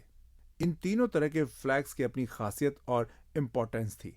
इन फ्लैग्स में एक फ्लैग व्हाइट स्टार लाइन का था। इस फ्लैग का कलर रेड था और इसमें एक व्हाइट कलर का स्टार बना हुआ था। ये flag white Star line company के लोगों को डिस्प्ले करता था। वहीं दूसरा फ्लैग ब्लू कलर का था। इस फ्लैग को कैप्टन एडवर्ड जॉन स्मिथ की वजह से लगाया गया था, क्योंकि captain Edward John Smith British royal naval reserve से बिलोंग करते थे। इसके अलावा टाइटैनिक पर अमेरिकन फ्लैग भी लगा हुआ था। इसके पीछे एक बहुत बड़ा कारण था। साल 1902 में व्हाइट स्टार लाइन कंपनी को एक अमेरिकन कंपनी ने खरीद लिया था, जिसके बाद से टाइटैनिक पर अमेरिकन फ्लैग लगाया जाता था। साउथहैम्पटन से अपनी जर्नी शुरू करने के बाद यह आलीशान शिप पैसेंजर्स को पिक करने के लिए फ्रांस के चेयरबर्ग में रुका था। इसके अलावा टाइटैनिक 11 अप्रैल 1912 को आयरलैंड के कोब में रुका था। कोब का नाम उस टाइम क्वींस टाउन हुआ करता था, लेकिन क्वींस टाउन का डॉक टाइटैनिक के मुकाबले काफी छोटा था। इसी वजह से टाइटैनिक को करीब 3 किलोमीटर दूर ही रोकना पड़ा था। यहां कुछ पैसेंजर्स अपनी जर्नी खत्म करके उतर गए थे, लेकिन लगभग 120 लोगों ने टाइटैनिक को ज्वाइन कर लिया था। इस डॉक पर करीब 2 घंटे रुकने के बाद टाइटैनिक न्यूयॉर्क के लिए निकल गया। इस तरह टाइटैनिक की इस जर्नी में 14 अप्रैल का दिन आ गया था, जब पैसेंजर्स अपनी जर्नी को एंजॉय कर रहे थे।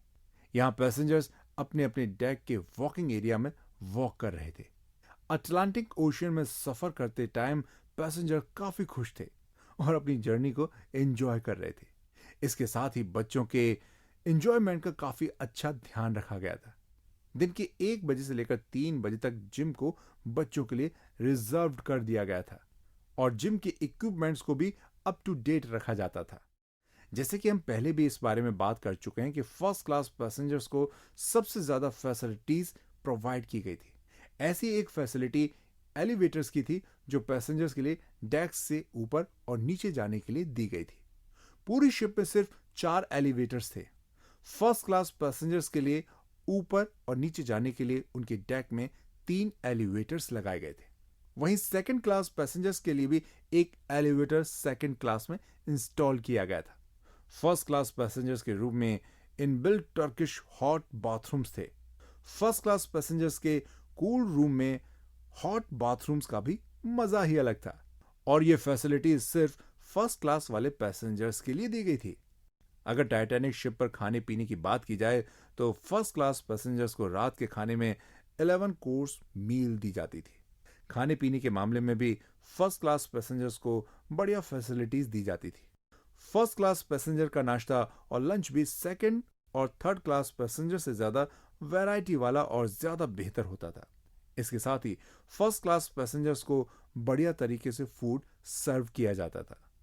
फर्स्ट क्लास के हर पैसेंजर्स को अपना अलग अलग डाइनिंग रूम और अलग डाइनिंग टेबल होता था। वहीं सेकंड क्लास पैसेंजर्स को शाम के खाने में 3 कोर्स मील दिया जाता था। वैसे तो सेकंड क्लास पैसेंजर्स को फर्स्ट क्लास पैसेंजर्स के मुकाबले कम फैसिलिटी मिलती थी, लेकिन इसके बावजूद सेकंड क्लास भी काफी हद तक बढ़िया था। हालांकि थर्ड क्लास को ना के बराबर सुविधाएं दी जाती थी। थर्ड क्लास को रात के खाने में बीफ स्टू, ब्रेड और टी सर्व की जाती थी। इसके अलावा लंच में भी थर्ड क्लास पैसेंजर्स को कोई खास चॉइस नहीं मिलती थी, लेकिन उनकी जरूरत के हिसाब से उन्हें एक मॉडरेट खाना मिल जाता था। इस तरह टाइटैनिक तमाम तरह की फैसिलिटीज के साथ एक तैरता हुआ पैलेस था, जिसमें अलग अलग क्लास के लोगों के लिए अलग तरह के अरेंजमेंट्स थे। इस टाइम पैसेंजर टाइटैनिक की जर्नी में मजे कर रहे थे, लेकिन वो इस बात से अनजान थे कि उनकी जिंदगी में एक बड़ा तूफान आने वाला है। अभी तक तो हमने टाइटैनिक की उस स्टोरी को सुना जिसमें सब कुछ एकदम परफेक्ट चल रहा था। हालांकि 14 अप्रैल का ही दिन था जब टाइटैनिक और इसमें सफर कर रहे पैसेंजर्स की लाइफ में एक टर्निंग पॉइंट आने वाला था। वहीं 14 अप्रैल के डिनर के बाद वेदर भी चेंज हो गया था। टेम्परेचर लगभग 10 डिग्री तक गिर गया। इस टाइम ठंड बहुत बढ़ गई थी। धीरे धीरे अंधेरा बढ़ने लगा था और अटलांटिक ओशन बेहद शांत हो गया था। यही वो दिन था जब जोसेफ ब्रूस इस्माय को एक वायरलेस वार्निंग के जरिए यह पता चला था कि आगे आइसबर्ग है। इस दिन टाइटैनिक का ऐसा इतिहास बनने जा रहा था जिसके बारे में लोग आज भी जानना चाहते हैं। तो चलिए अब अगले एपिसोड पर चलते हैं और जानते हैं टाइटैनिक शिप की उस कहानी को जिसे शिप में सवार लोगों ने एक्सपीरियंस किया था। टाइटैनिक का एक्सीडेंट जिस जमाने में हुआ था उस टाइम इस तरह का कोई बड़ा एक्सीडेंट पहले कभी सुनने को नहीं मिला था। इस एक्सीडेंट से एक बहुत बड़ा शिप सैकड़ों लोगों के साथ डूब गया था। वहीं अटलांटिक के बारे में ये बात तो सभी जानते थे कि इस ओशन में बड़े बड़े बर्फ के पहाड़ रास्ते में आते हैं। इसके साथ ही टाइटैनिक ने जब अपनी जर्नी को शुरू किया तो उसके 2 दिन बाद ही उसे इंफॉर्मेशन मिलने लग गई थी कि रास्ते में बड़े बड़े आइसबर्ग हैं। टाइटैनिक को लगातार इस बात की वार्निंग भी मिल रही थी। पिछले एपिसोड में बताया गया था कि जोसेफ ब्रूस इस्माय को इस तरह का एक वार्निंग मैसेज भी रिसीव हुआ था। हालांकि ऐसा भी कहा जाता है कि होनी को कौन टाल सकता है। टाइटैनिक के ऊपर यह कहावत एकदम फिट बैठती है, क्योंकि आइसबर्ग की इंफॉर्मेशन और वार्निंग मिलने के बाद भी वही हुआ जो टाइटैनिक की किस्मत में लिखा था। वैसे तो टाइटैनिक को 17 अप्रैल की सुबह न्यूयॉर्क पियर 59 पहुंचाने की प्लानिंग की गई थी, लेकिन ये किसी ने नहीं सोचा था कि टाइटैनिक अपनी डेस्टिनेशन पर कभी नहीं पहुंच पाएगा। तो चलिए अब टाइटैनिक के डूबने की स्टोरी पर बात करते हैं। जिस रात टाइटैनिक का एक्सीडेंट हुआ था उस 14 अप्रैल की रात की खास बात यह थी कि इस रात आसमान से चांद नहीं निकला था। इसी वजह से रात में पूरी तरह अंधेरा था। इस अंधेरे की वजह से दूर का देखने में भी दिक्कत हो रही थी। हालांकि शिप के आगे का रास्ता देखने के लिए शिप के ऊपर एक क्राउज नेस्ट होता है, जो जहाज के आगे की साइड काफी हाइट पर बना होता है। इसे लुकआउट पॉइंट भी कहा जाता है। इस लुकआउट पॉइंट या क्रॉस नेस्ट पर शिप के एक मेंबर को हमेशा बिठाकर रखा जाता है, ताकि शिप के सामने आने वाली किसी भी प्रॉब्लम को देखा जा सके। 14 अप्रैल की रात को फेडरिक फ्लीट लुकआउट पॉइंट पर ड्यूटी कर रहे थे और उन्होंने टाइटैनिक के सामने एक आइसबर्ग को स्पॉट कर लिया। आइसबर्ग को देखते ही फेडरिक फ्लीट ने टाइटैनिक के ब्रिज को अलर्ट कर दिया। इसके बाद टाइटैनिक के फर्स्ट ऑफिसर विलियम मडरॉक ने शिप को डायरेक्शन चेंज करने और इंजन को रिवर्स में डालने का ऑर्डर दे दिया, लेकिन तब तक बहुत देर हो चुकी थी। 11:40 पर टाइटैनिक की स्टारबोर्ड साइड आइसबर्ग से टकरा गई। जिस आइसबर्ग से टाइटैनिक टकराया था वो आइसबर्ग भी कोई छोटी मोटी नहीं थी। एक आइसबर्ग की लंबाई करीब एक फुटबॉल फील्ड जितनी थी और उसकी ऊंचाई शिप में मौजूद लुकआउट पॉइंट जितनी थी। कई रिपोर्ट्स के अनुसार इस आइसबर्ग का वजन 1.5 मिलियन टन बताया गया था। वहीं इस आइसबर्ग का टकराव इस टाइटैनिक के सीधे साइड के अगले हिस्से से हुआ था और करीब 10 सेकंड तक यह शिप आइसबर्ग के कांटेक्ट में रहा था। इस टक्कर के बाद शिप का एक बहुत बड़ा हिस्सा डैमेज हो गया और शिप की वाटर लाइन के नीचे छोटे छोटे होल भी हो गए। जब शिप को टक्कर लगी थी तो उस वक्त captain Edward John Smith so रहे थे। टाइटैनिक के आइसबर्ग से टकराते ही उनकी नींद खुल गई। इस एक्सीडेंट के कुछ देर बाद ही शिप के कैप्टन स्मिथ और आर्किटेक्ट थॉमस तुरंत ये देखने के लिए पहुंच गए कि शिप को कितना नुकसान पहुंचा है। डैमेज देखने के बाद कैप्टन और बाकी ऑफिसर्स को इस बात का अंदाजा लग चुका था कि टाइटैनिक पानी में डूब जाएगा। इस बात से सभी क्रू मेंबर हैरान थे क्योंकि उन्हें लगता था कि ये जहाज तो कभी डूब ही नहीं सकता। हालांकि इस शिप को कभी न डूबने वाला कहा जाता था। इसके पीछे दो कारण थे। पहला, इस शिप के अंदर एक डबल बॉटम हल था। इसका मतलब शिप के नीचे वाला हिस्सा डबल लेयर वाला था, जिससे अगर जहाज में कहीं टक्कर भी होकर अगर एक लेयर टूट भी जाती है तो दूसरी लेयर शिप को संभाल लेगी। हालांकि टाइटैनिक को अनसिंकेबल कहने का दूसरा कारण यह था कि इस पूरी शिप को नीचे से 16 अलग अलग वाटरप्रूफ चैम्बर या बल्क हेड में डिवाइड किया गया था। ऐसा कहा जाता है कि अगर इस शिप के 16 में से 4 चैम्बर्स में भी पानी घुस जाए तो भी शिप पानी में तैरता रहेगा।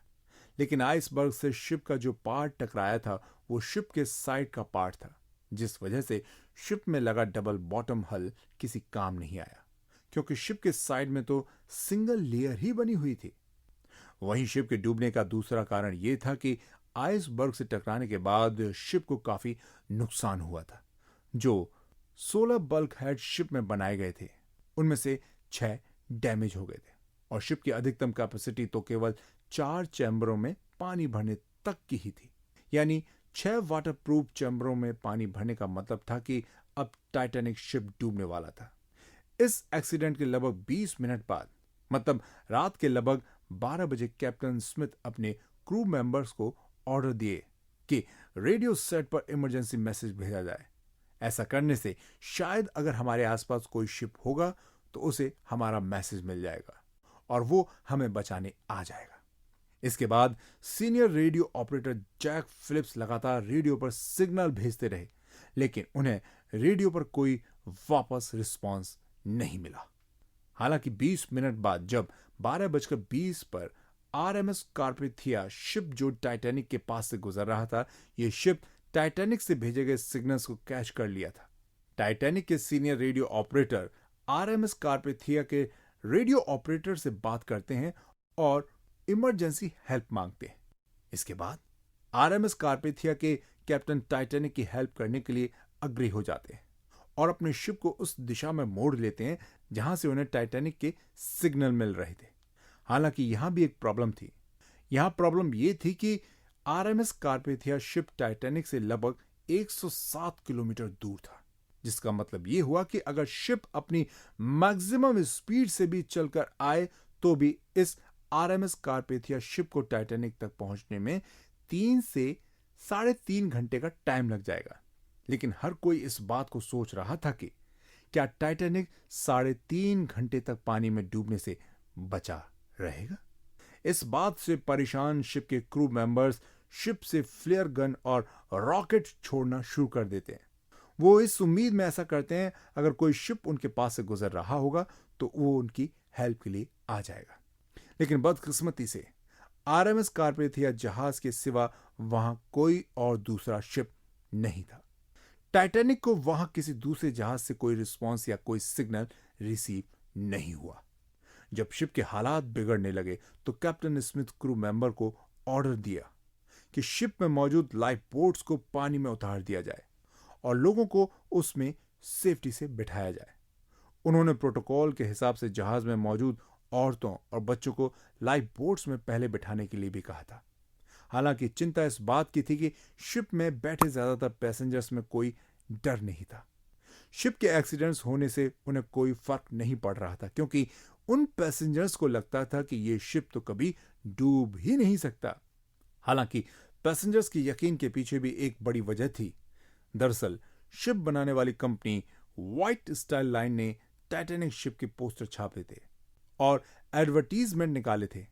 उनमें तो इस बात को बार बार कहा जा रहा था कि यह शिप कभी डूब ही नहीं सकता, जिसके कारण शिप में बैठे पैसेंजर्स को यकीन हो गया था कि आइसबर्ग से टकराने के बाद भी डरने की कोई जरूरत नहीं है।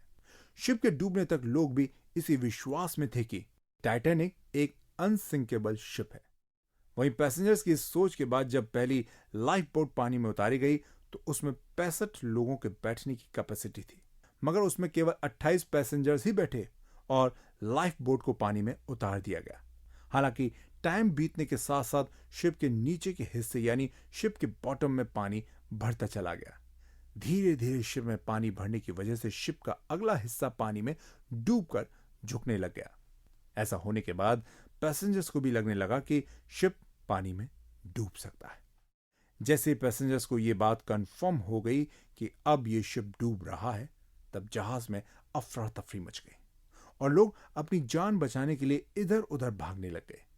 हालांकि अटलांटिक ओशन में उनके पास बच निकलने का कोई रास्ता नहीं था। रात के करीब लगभग 1 बजे तक शिप के आगे वाले हिस्से में पानी इतना ज्यादा भरने लगा था कि शिप का आगे वाला पूरा पार्ट पानी में डूब गया। शिप का अगला हिस्सा जब पानी में डूब रहा था तो शिप का पीछे वाला हिस्सा हवा में ऊपर उठने लग गया था। इस टाइम लाइफ बोट में बैठने के लिए लोग एक दूसरे से लड़ाई करने लग गए थे। ऐसा इसलिए हो रहा था क्योंकि टाइटैनिक पर पैसेंजर्स की कैपेसिटी के हिसाब से लाइफ बोट्स मौजूद नहीं थी। हर कोई अपनी जान बचाना चाहता था, लेकिन शिप में सिर्फ 14 लाइफ बोट्स थीं। इन 14 लाइफ बोट्स पर ज्यादा से ज्यादा 1200 के करीब लोग ही आ सकते थे, जबकि जहाज में तो करीब 2300 लोग बैठे हुए थे। वहीं रात के लगभग 2:05 पर टाइटैनिक शिप से लास्ट लाइफ बोट पानी में उतार दी गई। इसके बावजूद शिप में अभी भी करीब 1500 लोग बचे थे। इस शिप से जो लोग जिंदा बचकर निकल कर आए थे, उनके अनुसार रात के लगभग 2:20 हुए होंगे। उस टाइम शिप बीच में से 2 हिस्सों में टूट गया था। ऐसा कहा जाता है कि लगभग 3 घंटे में ह्यूज टाइटैनिक समुंदर में समा गया था। टाइटैनिक जब डूब रहा था तो उस टाइम शिप में जो 1500 लोग मौजूद थे, उनमें से कुछ लोग तो शिप के साथ ही पानी में डूब गए थे। लेकिन जिन लोगों को पानी में तैरना आ रहा था वो अपनी जान बचाने के लिए पानी में कूद गए थे। लेकिन पानी में कूदने की सबसे बड़ी प्रॉब्लम यह थी कि शिप अटलांटिक ओशन के बीच में था। इस ओशन में बड़े बड़े बर्फ के पहाड़ मौजूद थे। इससे अंदाजा लगाया जा सकता है कि अटलांटिक ओशन का पानी कितना ठंडा रहा होगा। हालांकि जिन लोगों ने अपनी जान बचाने के लिए पानी में छलांग लगाई थी, उनकी मौत ठंडे पानी की वजह से हो गई थी। जब लोग पानी में कूदे तो उस टाइम पानी का टेम्परेचर -2 डिग्री था। इसके बाद इतने ठंडे पानी में कूदने वाले लोगों को हाइपोथर्मिया हो गया था और वो पानी में ही मर गए थे। वहीं टाइटैनिक शिप के कैप्टन स्मिथ के बारे में ऐसा बताया जाता है कि वो लास्ट टाइम तक अपने शिप की स्टीयरिंग पर खड़े थे। इसके बाद वो शिप के साथ ही डूब गए थे। हालांकि दूसरी तरफ कुछ लोगों का यह कहना था कि कैप्टन स्मिथ ने लास्ट टाइम में खुद को गोली मारकर सुसाइड कर ली थी। इसके बाद आरएमएस कार्पेथिया शिप, जो कि टाइटैनिक शिप के लोगों को बचाने के लिए निकला था, वो एक्सीडेंट वाली जगह पर लगभग 3:30 से लेकर 4 बजे पहुंचा था। लेकिन यह शिप भी टाइटैनिक शिप पर सवार लोगों को बचाने में नाकाम रहा। हालांकि जो लोग टाइटैनिक से लाइफ बोट्स में आ गए थे, आरएमएस कार्पेथिया उनको बचाने में कामयाब हो गया था। ऐसे करीब 700 लोग थे जिन्हें आरएमएस कार्पेथिया सेफली बचा लिया था। इस एक्सीडेंट के बाद न्यूज़पेपर्स में टाइटैनिक और उस एक्सीडेंट से जुड़ी तमाम न्यूज आने लग गई थी। गवर्नमेंट इस एक्सीडेंट के बाद एक्टिव हो गई और उसने इस पूरे मामले की कई तरह से इन्वेस्टिगेशन करवाई थी। इन इन्वेस्टिगेशन से कुछ ऐसी बातें सामने आई थी कि जिनको सुनकर सभी लोग शॉक्ड हो गए थे। इन्वेस्टिगेशन में सबसे पहली बात ये पता चली थी कि उस रात टाइटैनिक शिप के पास एक और शिप था जो टाइटैनिक से सिर्फ 37 किलोमीटर की दूरी पर था। वो चाहता तो टाइटैनिक के लोगों को बचा सकता था। उस रात टाइटैनिक के पास जो शिप मौजूद था उसका नाम था SS कैलिफोर्निया। जब टाइटैनिक का एक्सीडेंट हुआ था तो इससे लगभग 1 घंटे पहले इसी SS कैलिफोर्निया शिप से टाइटैनिक को वार्निंग वाले मैसेज रिसीव हुए थे। SS कैलिफोर्निया ने इन्फॉर्म किया था कि आगे आइसबर्ग है। हालांकि इसके बाद रात के करीब 11:15 पर SS कैलिफोर्निया के रेडियो ऑपरेटर ने अपना रेडियो बंद कर लिया था।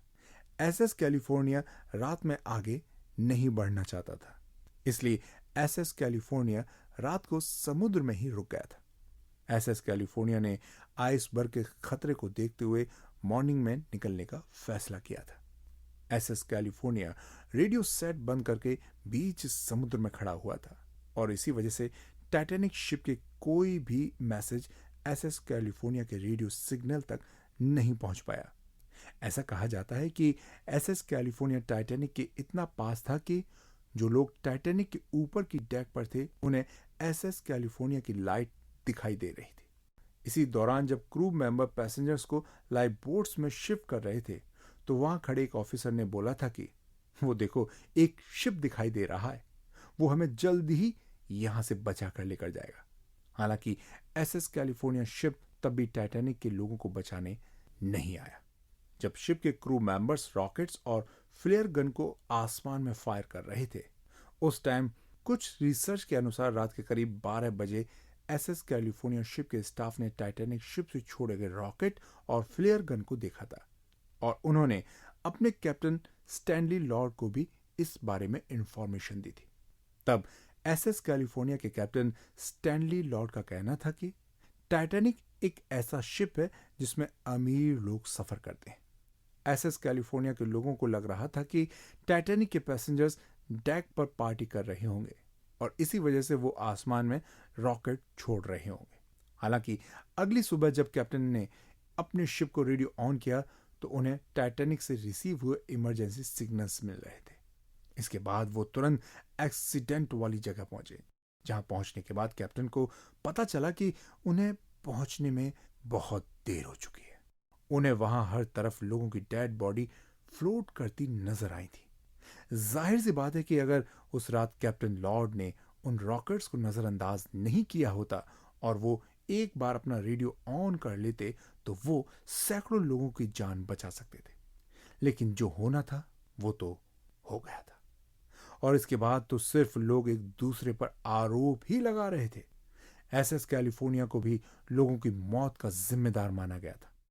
वहीं गवर्नमेंट ने जिन इन्वेस्टिगेशन एजेंसीज को इस एक्सीडेंट की जांच करने के लिए रखा था उन्होंने SS कैलिफोर्निया शिप के कैप्टन लॉर्ड पर आरोप लगाए थे। एजेंसीज का कहना था कि कैप्टन लॉर्ड की लापरवाही के कारण कई लोगों की जान चली गई थी।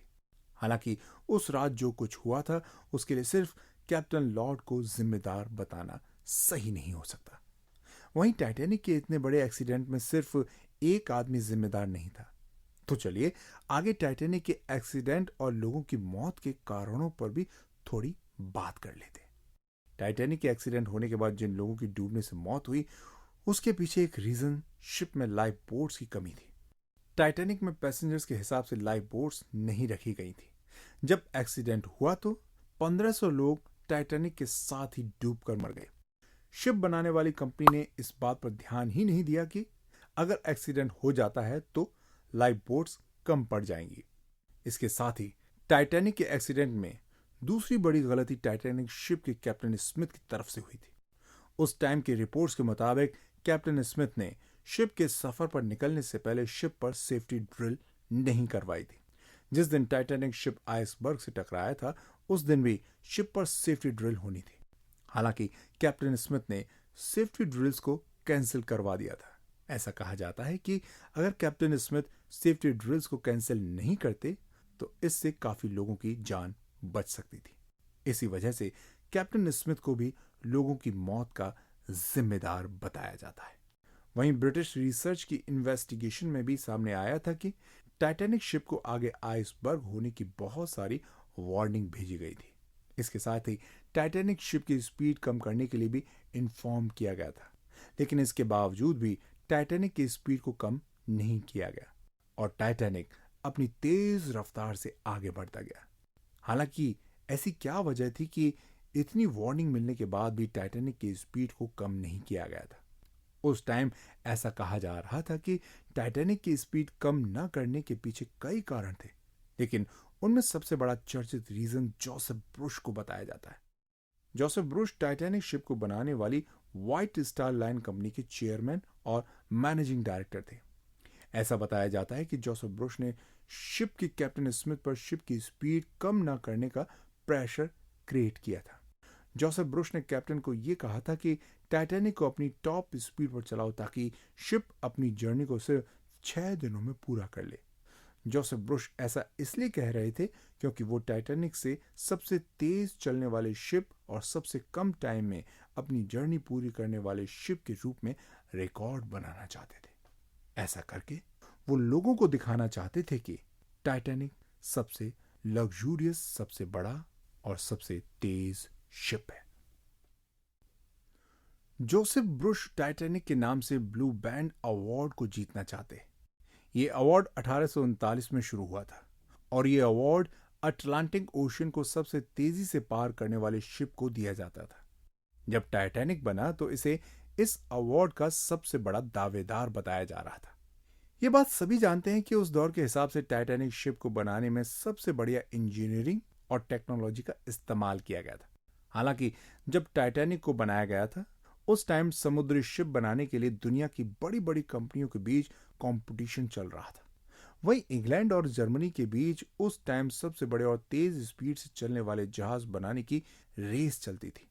इसी कंपटीशन की बदौलत टाइटैनिक ओलंपिक जैसे बड़े बड़े शिप्स का जन्म हुआ था और वहीं ब्लू बैंड अवार्ड मिलने के लिए भी कुछ क्राइटेरिया फिक्स किए गए थे। ब्लू बैंड अवार्ड उसी को मिलता था जो सबसे ह्यूज और तेज शिप होता था। टाइटैनिक को इस ब्लू बैंड अवार्ड की रेस में सबसे आगे मानने का भी एक रीजन था। ऐसा माना जाता है कि किसी भी शिप के लिए इस ब्लू बैंड अवार्ड का हिस्सा करने के लिए उसकी पहली जर्नी को सबसे इंपॉर्टेंट माना जाता था। ऐसा कहा जाता है कि पहली यात्रा के टाइम शिप की कंडीशन सबसे बेहतर हालत में होती है और पहली जर्नी में शिप सबसे तेज स्पीड को हासिल कर सकता है। इसी चीज को ध्यान में रखते हुए टाइटैनिक ने भी तेज स्पीड हासिल करने की कोशिश की थी।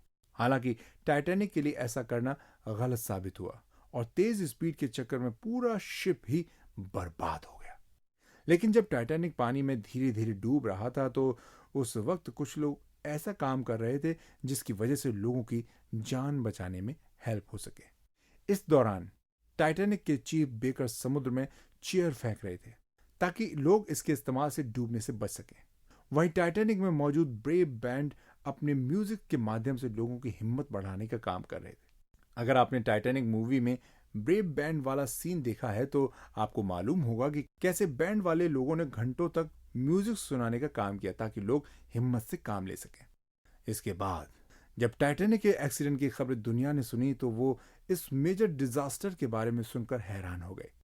टाइटैनिक की डिस्ट्रेस कॉल से दुनिया को इसके बारे में जानकारी मिल चुकी थी कि टाइटैनिक एक बड़ी प्रॉब्लम में फंस चुका है।